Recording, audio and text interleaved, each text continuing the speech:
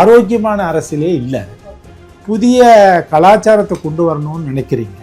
அப்படி என்றால் நீங்க புதிய ஒரு ஆரோக்கியமான கலாச்சாரத்தை தானே கொண்டு வரணும். உங்க அப்பா கைது செய்யும் பொழுது நீங்க ஓடுனீங்களே, அப்படியா ஓடணும்? நாங்க கலைஞர் கைது செய்யப்படும் பொழுது யார் ஓடினார்? திமுக வரலாறு தெரியுமா? அரஸ்ட்ல இருக்கணுங்கிறது குறிப்பா அரசியல் தலைவர்களை நீங்க அரெஸ்ட் பண்ண போனீங்கன்னா அந்த எலிமெண்ட் ஆஃப் சர்ப்ரைஸ் இருக்கத்தான் இருக்கும். ஸோ இது இந்த மாதிரி பார்ப்பதே, இந்த அணுகுமுறையே இருக்குல்ல, அதுவே என்னை பொறுத்தவரையில் வெறுக்கத்தக்கது. பழங்கதையை பேசி, அதுவும் பொருத்தமில்லாத கதையை பேசி, ஓகே இதில் என்ன நீங்கள் உங்களுக்கு என்ன இதில் இது இருக்குது, இதில் என்ன உங்களுக்கு திருப்தி, என்ன நீங்கள் பெரிய சாதிச்சிட்டீங்க? நீங்கள் போய் எதுக்குங்க அவர் ஸ்டாலின் அங்கே இருந்தாரா இல்லையாங்கிறதுல சொல்லி உங்களுக்கு என்ன திருப்தி அடைகிறீங்க, என்ன சாதிக்கிறீங்க? இந்த கேள்வி கேட்பதனால என்ன திருப்தி அடைகிறீங்க? எனக்கு அதுதான் இப்போ வேதனையாக இருக்கிறது.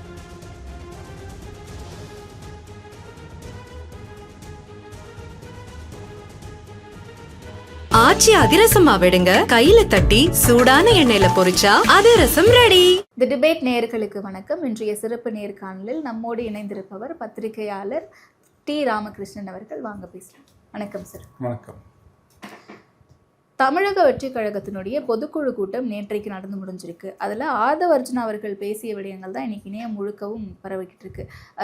ஒரு நாகரீகமே இல்லாமல் பேசியிருக்காரு. திமுக குறித்தான விமர்சனங்கள் வைக்கிறது வேற, தனிப்பட்ட ரீதியில் தாக்குதல் அப்படிங்கிறது வேற அப்படின்ற மாதிரி பல்வேறு கருத்துக்களை முன் வச்சுக்கிட்டு இருக்காங்க. குறிப்பாக கலைஞர் அவர்கள் கைதின் போது திரு ஸ்டாலின் அவர்கள் ஓடி ஒளிந்தாரே, அந்த மாதிரி நாங்கள் ஒளிந்தோமா, எங்களை ஓடிட்டோம்னு சொல்கிறீங்க அப்படின்னு சொல்கிறதெல்லாம். முதல்ல ஆதவ அர்ஜுனா அவர்களுடைய ஸ்பீச் நாகரீகமாக இருந்தது நீங்கள் நினைக்கிறீங்களா? அங்கே இருந்து தொடங்கலாம் நினைக்கிறேன். உங்களுடைய கருத்து என்ன சார்?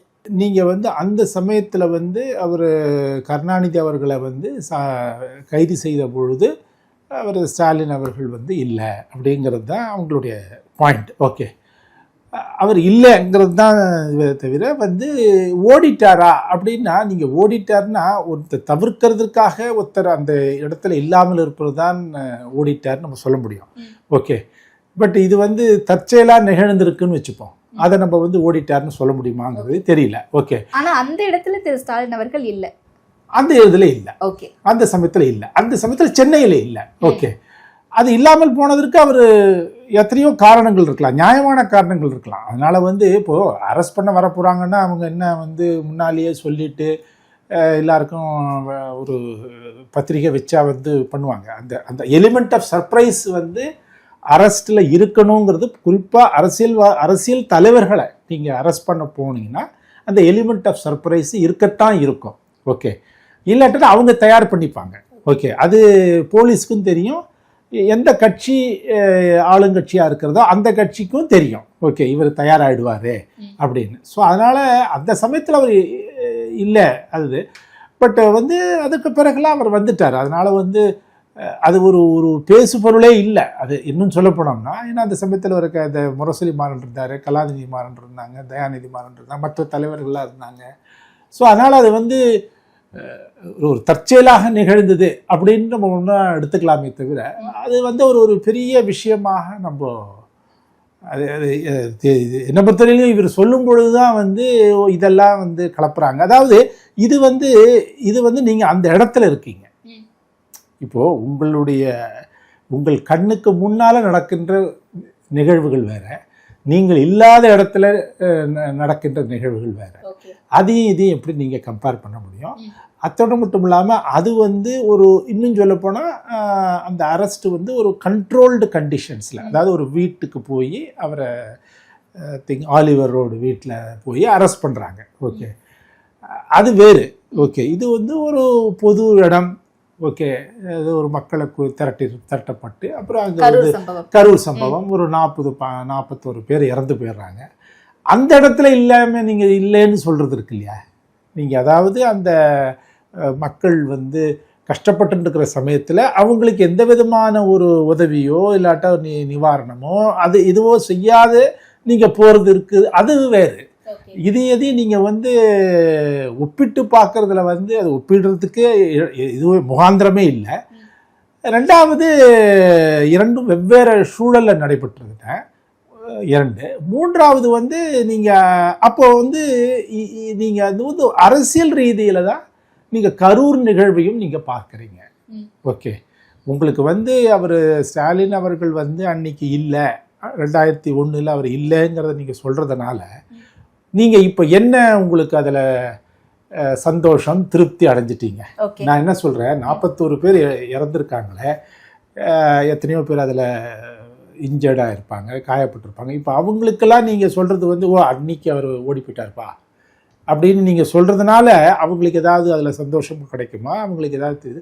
ஸோ இது இந்த மாதிரி பார்ப்பதே, இந்த அணுகுமுறையே இருக்குல்ல, அதுவே வந்து என்னை பொறுத்தவரையில் வெறுக்கத்தக்கது. ஓகே, இதை வந்து இப்போ ஆதவ அர்ஜுனாலாம் மாதிரியான நபர்கள் அதை செய்வதுங்கிறது ஆரோக்கியமான அரசியலே இல்லை அது.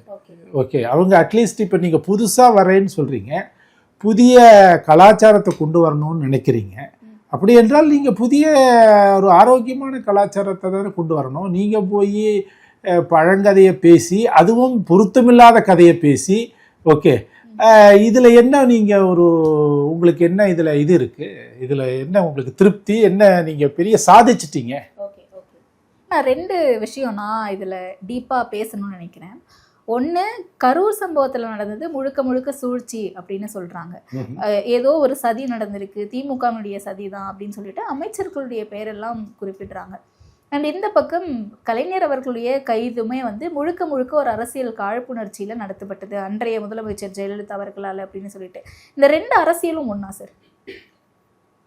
அதாவது இப்போ இது சதிங்கிறது எனக்கு நம்ம விசாரணை நடக்குது. ஓகே, ஃபர்ஸ்ட் அந்த கான்ஸ்பிரசி ஆங்கிள் இருக்கு இல்லையா, அதை சதின்னு சொல்கிறாங்க இல்லையா, அதை வந்து எனக்கு ஒரு ஒரு ஒரு ஒரு ஒரு விவாதத்துக்கு எடுத்துக்கொண்டாலும் கூட அது எப்படி சதியாக இருக்கும் அப்படிங்கிறது எனக்கு ஒரு புரியாமல் இருக்குது. ஏன்னா நிகழ்ச்சி வந்து நீங்கள் நடத்துறது.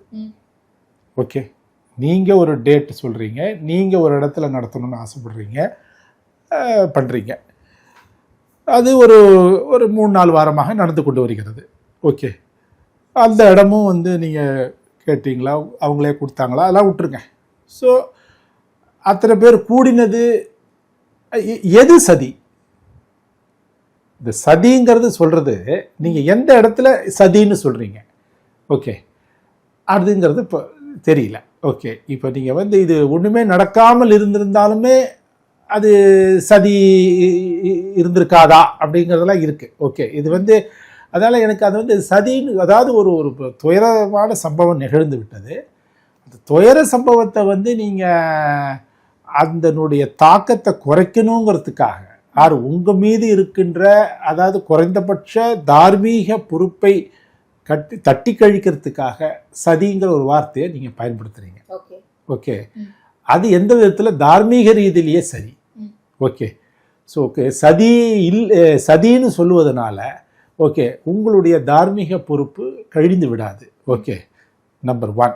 2வது, சட்டத்தில் வந்து வைக்கேரியஸ் ரெஸ்பான்சிபிலிட்டின்னு சொல்லுவாங்க. அதாவது இப்போ நீங்கள் இல்லை, ஆனால் உங்களுக்காக நான் ஒரு காரியம் பண்ணுறேன்னு வச்சுக்கோங்க, அதில் ஏதோ தவறுதல் நடந்துட்டா கூட பொறுப்பு நீங்கள் தான்.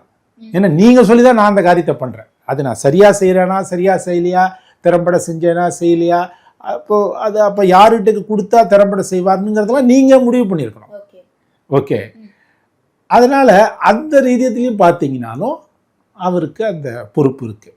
ஓகே, விஜய் அவர்களுக்கு, விஜய் கட்சிக்கு அந்த, அதனால் தார்மீக ரீதியில் இருக்குது.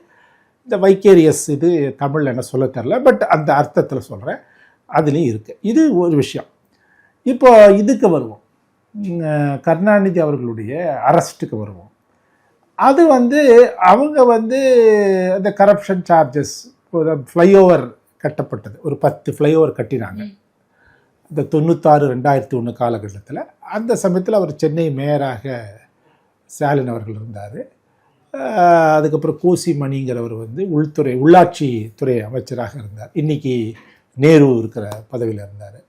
ஸோ வந்து சிஎம் வந்து அவர் கருணாநிதி. ஸோ அதனால் அவங்க அப்புறம் அதிகாரிகள் மீதெல்லாம் கேஸ் போட்டாங்க. இவரை மட்டும் அரெஸ்ட் பண்ணுறாங்க, சிஎம்மை தான் மட்டும் அரெஸ்ட் பண்ணாங்க. இந்த கேஸில் சம்பந்தமாக பார்த்தீங்கன்னா சிஎம்மாக இருந்தவர் கருணாநிதியை மட்டும்தான் அரெஸ்ட் பண்ணுறாங்க. ஓகே, மற்ற யாரையும் அரெஸ்ட் பண்ணலை. ஓகே, அது வந்து அவங்களுக்கு வந்து தன்னை ஏன்னா 96 ஜெயலலிதா மீது பலவிதமான ஊழல் குற்றச்சாட்டுகள் போட்டு அவங்கள ஜெயிலில் வச்சுருந்தாங்க. அந்த இடத்துல வைக்கணும் அப்படின்னு அவங்க ஒரு எண்ணிருந்தாங்க. அப்படிங்கிற காரணத்தினால இவரை வந்து அரெஸ்ட் பண்ணாங்க. அப்புறம் வந்து ஐ திங்க் டிஆர் பாலு இவங்கெல்லாம் கூட அந்த ப்ரொட்டஸ்ட் பண்ணதுக்காக, அதாவது இப்போ போலீஸை வந்து செயல்படாததுக்கு தடுத்ததுக்காக அந்த மாதிரி அவர் கடலூரில் ஏதோ வச்சாங்கன்னு நினைக்கிறேன் டிஆர் பாலுவெல்லாம். ஓகே, ஸோ வந்து அதுதானே தவிர இந்த directly connected to the case பார்த்தீங்கன்னா அவர் கருணாநிதி அவர்களை மட்டும்தான் அன்னைக்கு அரெஸ்ட் பண்ணது. ஓகே, ஸோ அது வந்து நீங்கள் ஒரு அரசியல் காரணம் இல்லாமல் அல்ல. ஓகே, அதில் ஒரு பொலிட்டிக்கல் ஆங்கிள் இருந்தது. அதுக்கு பிறகு ஸோ அந்த ஒரு அந்த தான் இந்த இவங்களும் கவர்னரும் ராஜினாமா பண்ண வேண்டியதாக போச்சு. மற்றபடி அது வந்து ஸோ இந்த இரண்டும் நீங்கள் இரண்டு அரசியலும் இருக்கு இல்லையா, இரண்டும் வந்து இதை நான் வந்து இந்த கரூர் நிகழ்வை நீங்கள் அரசியலாக்குவதே ஒவ்வொரு வாட்டியும் சொல்கிறாங்க. இவங்களும் சொல்கிறாரு, எல்லாரும் சொல்கிறாங்க, இவர் விஜயிலேருந்து எல்லாருமே சொல்கிறது அரசியலாக்காதீங்கன்னு சொல்கிறாங்க பொதுவாக. ஆனால் நீங்கள் அரசியலாகத்தான், அது அரசியல் ஒரு போய்சு பொருளாகத்தான் பார்க்குறீங்க. ஓகே, அதுவே அந்த அணுகுமுறையும் சரியல்ல. இது வந்து அந்த ஒரு அரசியல் காரணம் இருந்தது. பட் அந்த ஃப்ளைஓவர் கேஸு அது உங்களுக்கு பொதுவாக வந்து அந்த அரெஸ்ட் பண்ணுறது இருக்கு இல்லையா, அது வந்து இன்ட்ராகேஷனுக்காக அரெஸ்ட் பண்ணுவாங்க, விசாரணை பண்ணுவதற்காக அரெஸ்ட் பண்ணுவாங்களே தவிர ஏன்னா வந்து பொதுவாக அரெஸ்ட் பண்ணாமலே இன்ட்ராகேஷன் பண்ணலாம். பட் இன்னொரு கேஸில் அவரை வந்து ஏன்னா நான் அவரை நானே போய் கேட்டேன் 2003 ஆரம்பத்தில் ஏப்ரல் மாதம் நினைக்கிறேன். வேற ஒரு மேட்டரில் வந்து ஏன்னா நான் ஒருத்தந்தான் அன்னைக்கு இருந்தேன் மதியம் எனக்கு கேள்விப்பட்டு. அப்புறம் இன்னொரு ஏதோ ஒரு தமிழ் ரிப்போர்ட்டர் இருந்தார். ஓகே, நாங்கள் 2 பேர் இருந்தாங்க. அப்போ வந்து அவரை இன்ட்ராகேட் பண்ணியிருக்காங்க. இன்ட்ராகேஷன் வந்து ஐ திங்க் அறிவாலயத்திலே நடந்ததுன்னு நினைக்கிறேன். ஆனால் அந்த இன்ட்ராகேஷனோட முடிஞ்சிருச்சு. ஓகே, நீங்கள் இன்ட்ராகேட் பண்ணுறதுக்கு போலீஸ் அரெஸ்ட் பண்ணுமா வேண்டாமாங்கிறது போலீஸுடைய அதிகாரம், அந்த இது. ஓகே, அவங்க கேஸ்டுக்கு அந்த தன்மையை வழக்கினுடைய தன்மையை கருதி ஒருத்தரை கைது செய்யறது வேணாங்கிறது அவங்களுடைய அதிகாரத்தில் இருக்கு. பட் அந்த கேஸ் அந்த வாட்டி அவர் சொன்னார், என்ன இன்ட்ராகேஷன் நடந்துச்சு, 1 மணி நேரம் நடந்தது, என்னெல்லாம் இன்ட்ராகேட் பண்ணாங்க, என்ன கேள்வி கேட்டாங்க, எல்லாம் ரொம்ப விழாவாரியாக சொன்னார். வேறு ஏதோ ஒரு கேஸ் இப்போ எனக்கு சொல்ல தெரில, ஞாபகம் இல்லை. பட் அது சொன்னார். ஸோ எதுக்கு சொல்ல வரேன்னா அந்த கேஸில் அவரை இன்ட்ராகேட் பண்ணுறதுக்காக 6 முகாந்திரம் இருக்குது, பிரைமா ஃபேசி கேஸ் இருக்குதுன்னு சொல்லி அவரை இது பண்ணாங்க. பட் 2-3 நாள்லேயே உங்களுக்கு அது மிகப்பெரிய ஒரு அரசியல் ரீதியில் அது பெரிய இது அதை ஜெயலலிதாவுக்கும் அவங்க அதிமுக ஆட்சிக்கும் ஒரு இது போனதுனால அது அப்புறம் வந்து கோர்ட் இன்டர்வீன் பண்ணி அவருக்கு ஒரு பெயில் கிடச்சிருச்சு. ஸோ அதனால் வந்து அது அந்த அந்த அந்த அரெஸ்ட் இது வந்து அரசியல் காரணங்கள் இருந்தன. ஓகே, ஆனா அது வந்து அந்த சமயத்தில் அது எடுபடலை. ஓகே, ஆனா but I still have a doubt sir. அன்னைக்கு ஒரு நள்ளிரவு நேரம் சொல்றாங்க, அதிகாலைன்னு சொல்றாங்க, ஒரு 3 மணி வெள்ளிக்கிழமை சொல்லிட்டு அந்த நேரத்துக்கு ரிப்போர்ட்டர்ஸ்க்கு எப்படி தகவல் வந்துச்சு? நீங்க எல்லாம் எப்படி தெரிஞ்சு போனீங்க? அதாவது அந்த சமயத்தில் வந்து அதாவது அவர் தகவல் வந்து கருணாநிதி அவர்கள் வந்து முரசொலி மாறனுக்கு சொல்லிட்டாரு. ஓகே, அப்போ மொபைல் ஃபோன்லாம் இருந்தது. தென் அந்த சன் டிவி அதுலேருந்து அப்புறம் அப்படியே அவங்க வந்து ஸ்ப்ரெட் ஆகிடுச்சு த்ரூ இது உங்களுக்கு ஸ்ப்ரெட் ஆஃப் மவுத்து தான் வந்து உங்களுக்கு வந்துருக்கு. அது வாய் வழியாக நடக்கணும் வந்துச்சு. அப்புறம் அது ஏன்னா அன்றைக்கி வெள்ளிக்கிழமை நைட்டு, அது ஜூன் 30. ஸோ எல்லோரும் வந்துட்டோம். அது இது அப்புறம் அவரை அங்கே அரெஸ்ட் பண்ணி அப்புறம் அவரை இங்கே கொண்டு வந்து வச்சாங்க. இந்த ஓமந்தூரார் கவர்மெண்ட் இதுக்குள்ளே தான் இந்த கவர்மெண்ட் ஹவுஸுன்னு இருந்தது. அங்கே தான் சிபிசிஐடி ஆஃபீஸ் இருந்தது. சிபிசிஐடி கேஸ் நினைக்கிறேன். ஓகே, இந்த ஓமந்தூரார் இங்கே தான் வந்து அவங்க அது ஒரு நீங்கள் அட்மிரால்ட்டி ஹவுஸ்ன்னு சொல்லுவாங்க. அது ஒரு ஹெரிட்டேஜ் பில்டிங் அது. ஓகே, அது வந்து அப்புறம் இந்த இது கட்டுவதற்காக இந்த 2008க்கு பிறகு இந்த கட்ட ஆரம்பித்தாங்க. இந்த புதிய தலைமைச் செயலகம் மற்றும் சட்டமன்ற வளாகம். அப்போது அது இடிக்கப்பட்டது அந்த கட்டிடம். அந்த கட்டிடத்தில் தான் அவர் வச்சுருந்தாங்க. வச்சுட்டு தென் அங்கே கொண்டு போய் இங்கே வச்சுட்டு அதுக்கப்புறம் அங்கிருந்து அவரை சென்ட்ரல் ஜெயிலுக்கு எடுத்துன்னு போனாங்க. ஸோ அது ஏன்னா அதில் வந்து இப்போ சன் டிவி அது இவங்களாம் இருந்ததுனால அது அப்படியே கிடக்குறான்னு. அதோடு இல்லாமல் ஒரு மாதிரி பேசப்பட்டு வந்தது அன்றைக்கி டே டைமில் ஒரு மாதிரி ஒரு பட் ஒன்லி திங் வந்து எப்போ அரெஸ்ட் பண்ணுவாங்க மாட்டாங்கங்கிறது தெரியாமல் இருந்ததே தவிர, இன்னும் சொல்ல போனால் 91 டிசம்பர் மாதம் வந்து இந்த ராஜீவ்காந்தி கேஸில் நாகராஜன் ஹோம் செக்ரட்டரியாக இருந்தார். அவர் வந்து அப்ரூவர் ஆயிட்டாரு. அந்த அந்த தராசு ஷாம் இருக்கிற தராசு ஆஃபீஸும் அட்டாக் ஆச்சு. ஓகே, அந்த அந்த எது அது அது சம்பந்தமான கேஸு. அப்புறம் இது அப்பவும் வந்து ஒரு பேச்சு இருந்துச்சு, ஒரு கருணாநிதி அவர்களை அரெஸ்ட் பண்ண போகிறாங்க, ஆனால் அரெஸ்ட் நடக்கலை. ஓகே, அதனால் எதுக்கு சொல்ல வரேன்னா இது ஒரு இது அரெஸ்ட்டு ஆவாரா ஆக மாட்டாராங்கிறதுலாம் இருக்குல்ல, அது ஒரு பேச்சாக இருந்ததே தவிர நடக்கும்னு நம்ம எப்படி இதுவாக பண்ண முடியும், எதிர்பார்க்க முடியாது. பட் ஆனால் ஒரு ஒரு ஜேர்னலிஸ்டாக அந்த டைமில் ஓகே எக்ஸிஎம் அரெஸ்ட் பண்ண போகிறாங்க அதுவும் நள்ளிரவில் அப்படின்ற நியூஸ் கேட்ட உடனே உங்களுக்கு அது கியூரியஸாக இருந்துச்சா எப்படி? அது எப்படி இல்லை நம்ம அந்த அதாவது அந்த அந்த அரெஸ்ட் அதாவது நீங்கள் அப்போ வந்து இவர் ஃபார்மர் சிஎம் தான். ஓகே, அது வந்து உங்களுக்கு ஒரு எல்லாருக்கும் என்னன்னா அந்த அம்மா வந்து சிஎம் ஆனது இருக்கு இல்லையா, ஜெயலலிதா சிஎம் ஆனது அவங்க சிஎம் ஆயிருக்க முடியுமாங்கிற ஒரு கேள்வி இருந்தது. ஓகே, ஏனென்றால் அவங்க வந்து எம்எல்ஏவாக அந்த தேர்தலில் நிற்கலை. ஓகே, அதுவே ஒரு சர்ச்சைக்குரிய சூழலில் அவங்க சிஎம் ஆனாங்க. அவங்க போய் உடனடியாக இந்த இதையும் எடுத்துக்கிறலாமா அப்படிங்கிற ஒரு பேச்சு தான் வந்துச்சு 2001. ஏன்னா அவங்க அதாவது அவங்க வந்து அந்த இந்த டான்சி கேஸோ ஏதோ ஒரு கேஸில் வந்து கன்விக்ஷன் வந்துருச்சு அவங்களுக்கு. ஓகே, அந்த ஸ்பெஷல் கோர்ட்டில் கன்விக்ஷன் வந்ததுனால என்ன ஆயிடுச்சுன்னா அவங்க வந்து நிற்க முடியாதுன்னு ஆயிடுச்சு. ஓகே, அதனால் அவங்க வந்து நிற்க முடியாதுன்னு ஆனப்புறம் வந்து அது வேட்பாளராக நீங்கள் நிற்பதற்கே தகுதி இல்லாதவர், அப்படிப்பட்டவரை நீங்கள் வந்து அமைச்சராகவோ முதலமைச்சராகவோ நியமிக்கலாமா? ஓகே, இப்போது ஒரு 6 மாத காலம் இடைவெளி கொடுக்குறாங்க. இப்போ நீங்களே இப்போ டப்புன்னு உங்களை வந்து டிஎம்கேல ஒரு பேச்சுக்கு சொல்கிறேன், உங்களை மந்திரி ஆக்கலாம். ஏன்னா உங்களுக்கு அந்த ஏஜ் அண்ட் தென் அப்புறம் இன்சால்வன்சி இருக்கக்கூடாது, அந்த மாதிரி சில இது இருக்குது, அது பொதுவான விதிகள்.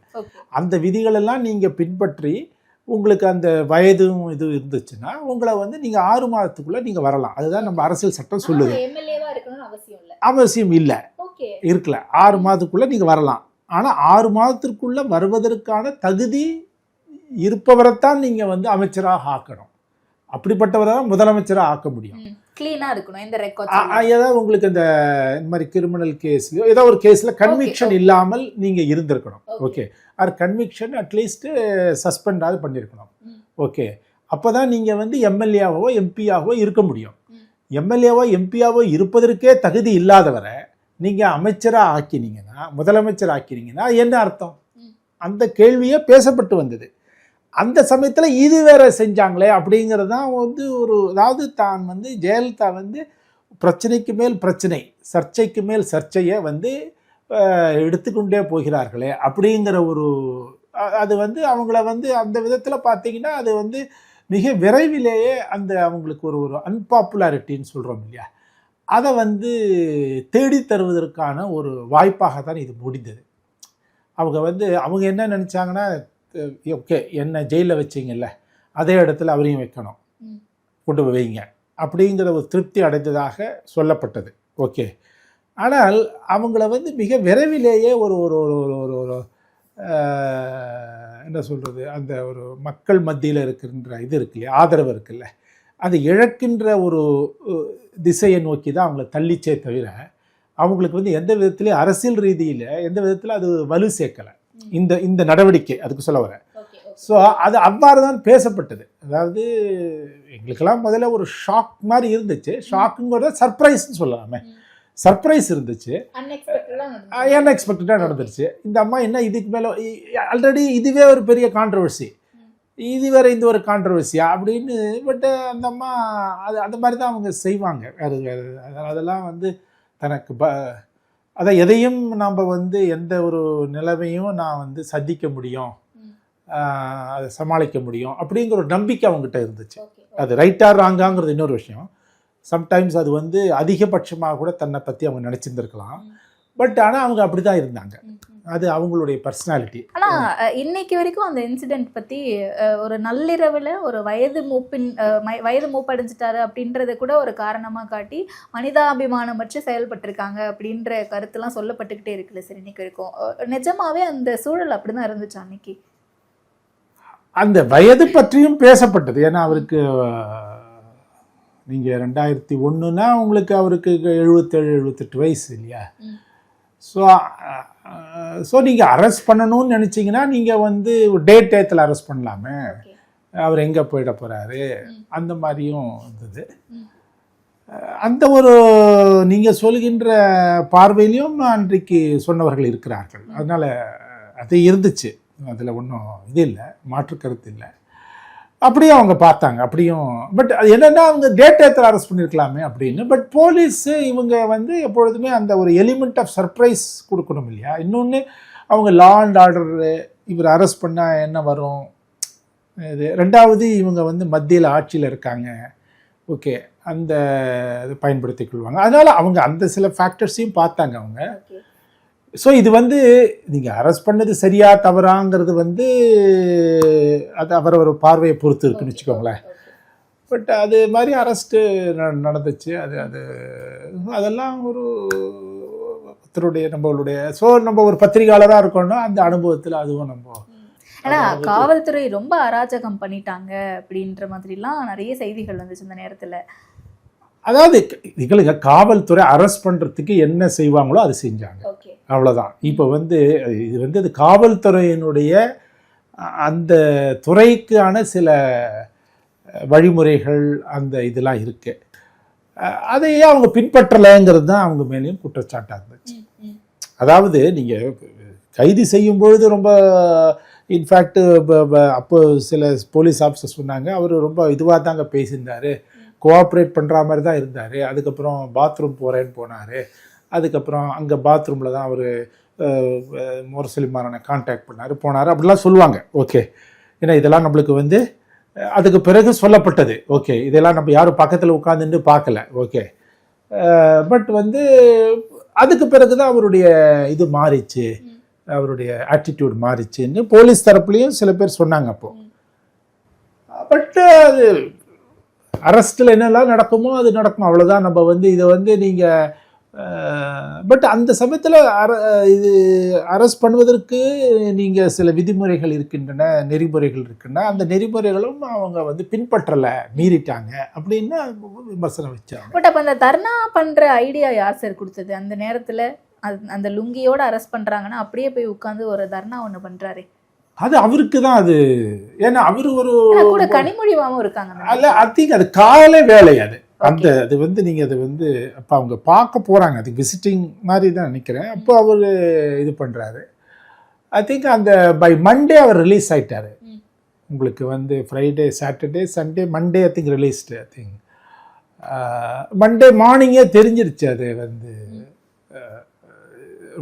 இருக்க போகிறதில்ல அப்படின்னு. ஓகே, ஸோ அது உங்களுக்கு அஃப்கோர்ஸ் அந்த இது பண்ணும்போது ரிமாண்ட் பண்ணது வந்து அசோக் குமார்னு ஒரு இவர் மெட்ரோபாலிட்டன் மேஜிஸ்ட்ரேட்டு நினைக்கிறேன். அவர் கூட அது இதுவாக சொன்னார், நீங்கள் அதை செய்யணுமா, இது அது நார்மலி ஆட்டோமேட்டிக்காக ரிமாண்ட் பண்ணுவாங்க நீங்கள் அரெஸ்ட் பண்ணாங்கன்னா. பட் அவர் ஏன்னா அவர் வீட்டில் கொண்டு போய் அவர் இது இதில் இருந்தார், கீழ்ப்பாக்கில் இருந்தார் நினைக்கிறேன், ஒரு ஜட்ஜு. ஓகே, அவர் கீழ்ப்பாக்கு அந்த ஹவுசிங் போர்டு குவார்ட்டர்ஸில் இருந்தார் நினைக்கிறேன். ஸோ அங்கே அவர் வீட்டில் கொண்டு போய் தான் இவரை ப்ரொடியூஸ் பண்ணுறாங்க. ஓகே, அப்போ கூட அவர் அந்த சில கொஸ்டின்ஸ் கேட்குறாரு, நீங்கள் வந்து இதுக்கு கொஞ்சம் inconvenient to the government, to the police கேட்குறாரு, அவர் கேட்டார். பட் இருந்தாலும் பொதுவாக வந்து இந்த அரெஸ்ட்டோட இன்டர்ஃபியர் பண்ண மாட்டாங்க. நீங்கள் அரெஸ்ட் பண்ணாதீங்கன்னு பண்ணியிருக்கலாம், பட் அவர் அப்புறம் சரி ரைட் அது சில கொஸ்டின்ஸ் கேட்டார். அப்போது ஸோ கேட்டுட்டு அப்புறம் தான் அவரை இது பண்ணாங்க. பட் மண்டே வாக்கில் அவர் நினைவு இருக்கா என்ன கேள்வி கேட்டாங்கன்னு? இல்லை, அவர் எதுக்கு இந்த சமயத்தில் அரெஸ்ட் பண்ணுறீங்க, என்ன அவசரம் உங்களுக்கு, அந்த மாதிரி ஒரு ஜென்ரலாக தான் ஐ திங்க். ஏன்னா அந்த ஒரு கோர்ட் கரஸ்பாண்ட், ஏன்னா அது வந்து வீட்டில் பண்ணுறாங்க. அதனால் நீங்கள் இப்போது ஹைகோர்ட்னா எல்லாரும் போய் கூட பார்க்கலாம் போகலாம். நீங்கள் வீட்டில் வந்து எல்லாம் அப்படியே ஃபாலோ பண்ணணும். எங்கே அவர் அப்போ அந்த சமயத்தில் ஒவ்வொருத்தரும் ஒரு இடத்துல இருந்தோம். ஸோ ஒரு கோர்ட்டில் இவர் எங்கள் கோர்ட் கரஸ்பாண்டன்ட் போனார் நினைக்கிறேன். ஸோ அப்போது அது ஏதோ அதுக்கு பிறகு அது ரிப்போர்ட் ஆச்சு, அதெல்லாம் அந்த மாதிரி ரிப்போர்ட் ஆச்சு. அது வந்து ஸோ அது ஏன் பண்ணுறீங்க, ஏன் என்ன அவசரம் உங்களுக்கு, அந்த மாதிரியான துணியில் அவர் கேட்டதாக எனக்கு ஞாபகம். Okay okay. அவர் வந்து அது வந்து அவங்க எதிர்பார்க்கலன்னு நினைக்கிறேன், போலீஸ் எதிர்பார்க்கலன்னு. நார்மலி அது ரொம்ப ஒரு மேட்ரு ஆஃப் ஃபேக்ட்லியாக முடிஞ்சிடும். ரொம்ப ஒரு கொண்டு போவாங்க, அவர் உங்களை ஏதாவது துன்புறுத்தினாங்களா, அது பொதுவாக கேட்பாங்க சில கேள்விகள் ஜட்ஜஸ்ஸு, இது பண்ணாங்களா, அதுக்கப்புறம் சரிங்க எத்தனை நாள் அதுன்னு சொல்லிவிடுவாங்க. இதில் வந்து அந்த மாதிரி இல்லை, கொஞ்சம் வித்தியாசமாக இருந்தது. அவர் அது கேட்டார். ஒரு 2-3 நாள் அது இருந்தது. அது அப்புறம் ரிலீஸ் ஆகிடுச்சு. நம்ம இதை ஏன்னா ஸ்டாலின் சார் ஓடி ஒளிந்தாரா அப்படிங்கிறதுல ஆரம்பித்தோம். இப்போ சிச்சுவேஷன் என்ன அப்படிங்கிறத சொன்னீங்க. பட் ஸ்டாலின் சார் எங்கே போயிருந்தாரு, எப்போ வந்தார் அப்படிங்கிற இன்ஃபர்மேஷன் தானே இன்றைக்கி தாவேகா பேசுகிறாங்க தொடர்ந்ததை. ஆமாம், பட் என்னை பற்றில அது திமுக தான் அது. ஏன்னா இப்போ அந்த சமயத்தில் யாரும் அதை பற்றி அது இப்போ இவங்க சொன்னதுனால தான் நம்ம அதெல்லாம் யோசித்து பார்க்க வேண்டியிருக்கோம், இல்லை போல் இருக்குன்னு. யாரும் அந்த மாதிரி யோசிக்க கூட இல்லை. ஃபோக்கஸ் வந்து என்டையர்லி ஆன் அவர் கருணாநிதி அவர்கள் மீது தான் இருந்ததே தவிர அந்த இடத்துல ஸ்டாலின் இருந்தாரா, இவர் இருந்தாரா, அவர் இருந்தாராங்கிறத பற்றிலாம் நம்ம ரொம்ப ஒன்றும் யாரும் எந்த பத்திரிகையாளரும் அதை பற்றிலாம் ரொம்ப மண்டையை போட்டு உடச்சிட்டு இருக்கல. ஓகே, இப்போ இவங்க 25 வருஷம் கிட்டத்தட்ட 25 வருஷம் கழித்து அதெல்லாம் ரேக் பண்ணுறாங்க. ஸோ அதை வந்து திமுக அவங்க தான் அதை விளக்கம் கொடுக்கணும், அவர் எங்கே போயிருந்தார். பட் உடனடியாக வந்துட்டார். என்னுடைய ஞாபகம் வந்து இப்போ நீங்கள் இது கேட்குறதுனால தான் இப்போ நம்ம ஞாபகப்படுத்த வேண்டியிருக்கோ இல்லை போல் இருக்கு அப்படின்னு. அதனால வந்து நம்ம அந்த இதிலே இல்லை, சிந்தனையிலே இல்லை, அந்த சிந்தனையிலே இல்லாத ஸ்பாட்லைட் வந்து கருணாநிதி சார் அவ்வளோதான். அதுதான் பற்றி தான் பேசிட்டு இருந்தோமே தவிர அவருக்கு எப்போ ஒரு ரிலீஸ் கிடைப்பார், பெயில் வரும் போகும், அந்த மாதிரி தான் இருந்தது தவிர இது வந்து போலீஸ் கொஞ்சம் அதிகபட்சமாக மீறி போயிட்டாங்க அந்த மாதிரி தான் இருந்ததே தவிர பேச்சு எல்லாமே தரதரம் இழுத்துன்னு போனாங்க. அந்த இதெல்லாம் இருக்கு இல்லையா, அந்த காட்சிகள்லாம் தெரியும். ஸோ அப்படி தான் இருந்தே தவிர மற்றபடி இவர் இல்லாமல் இருந்ததை வந்து ஒரு யாருமே அது இதுவே பண்ணலை. ஏன்னா ஸோ அது வந்து அவர் ஜென்யூனாக ஏதோ ஒரு ரீசனுக்காக வெளில போயிருந்தாருன்னா நீங்கள் அதை வந்து அதில் வந்து இப்போது வந்து 25 வருடம் கழித்து அதில் குறை கண்டுபிடிச்சி பேசுவது என்பது என்னை பொறுத்தவரையில் அது ஒரு இதுவே இல்லை. ஓகே, ஏன்னா அதில் ரெண்டாவது நீங்கள் கரூர் சம்பவத்தில் நீங்கள் சம்பந்தப்படாதவாறு இருந்தவரானாலும் கூட பரவாயில்ல. இப்போ அதிமுக அதை பேசுகிறாங்கன்னா கூட நான் வந்து நம்ம அதில் ஒரு இது இருக்கலாம். ஓகே, பட் கரூர் சம்பவத்தோட நீங்கள் நேரடியாக சம்பந்தப்பட்டவங்க, நீங்கள் போய் எதுக்குங்க வந்து அவர் ஸ்டாலின் அங்கே இருந்தாரா இல்லையாங்கிறதுல சொல்லி உங்களுக்கு என்ன திருப்தி அடைகிறீங்க, என்ன சாதிக்கிறீங்க? இந்த கேள்வி கேட்பதனால என்ன திருப்தி அடைகிறீங்க? எனக்கு அதுதான் வந்து இப்போ வேதனையாக இருக்கிறது. இந்த புதிய கலாச்சாரத்தை கொண்டு வர போகிறோம், நாங்கள் மாற்று சக்தியாக இருக்க போகிறோம் அப்படின்லாம் பேசிட்டு நீங்கள் திருப்பி உங்களால் அந்த அந்த குழியிலிருந்து வெளியில் வர முடியாதவராகத்தான் இங்கே இருக்காங்க.